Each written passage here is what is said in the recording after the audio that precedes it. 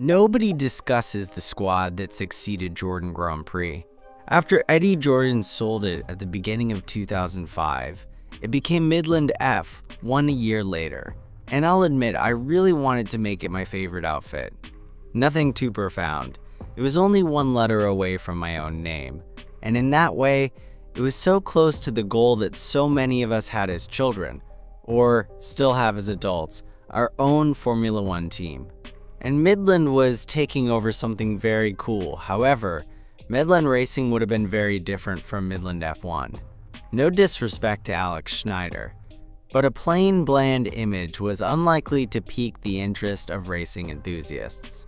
After retaining the Jordan name and brilliant yellow livery in 2005, it lacked personality throughout its one season as Midland in 2006 and was nearly impossible to connect with. No, my squad would have been a lot more like Jordan, and I would guess that I am not the only one who thinks this way.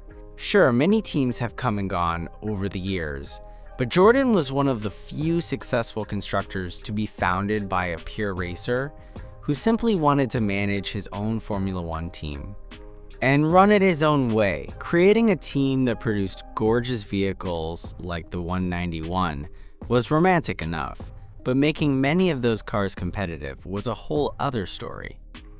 Over the last few days, you've certainly heard and read innumerable stories about Eddie Jordan and the various accomplishments he achieved over his colorful life.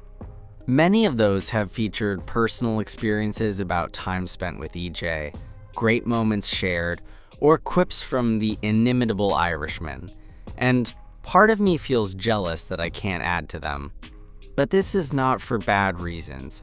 Rather, the most of his more significant time in the paddock occurred before I was fortunate enough to work in the sport. And it doesn't mean he didn't have a big influence on my love of F1 and what I do now.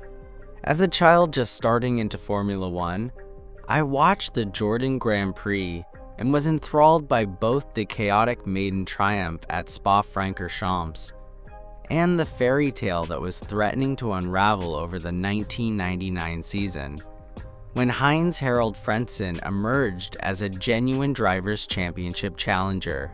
Seeing those brilliant yellow cars competing with the big boys was a true underdog narrative that is appealing regardless of the sport you follow, convincing you that hard effort and enthusiasm for what you do can propel you to the top, even without the resources of others. That's one of the things that made EJ such a compelling figure. He was someone who had worked his way up through the motorsports ranks, building his squad to make the transition from F3 to F3000 and then F1, and making it work.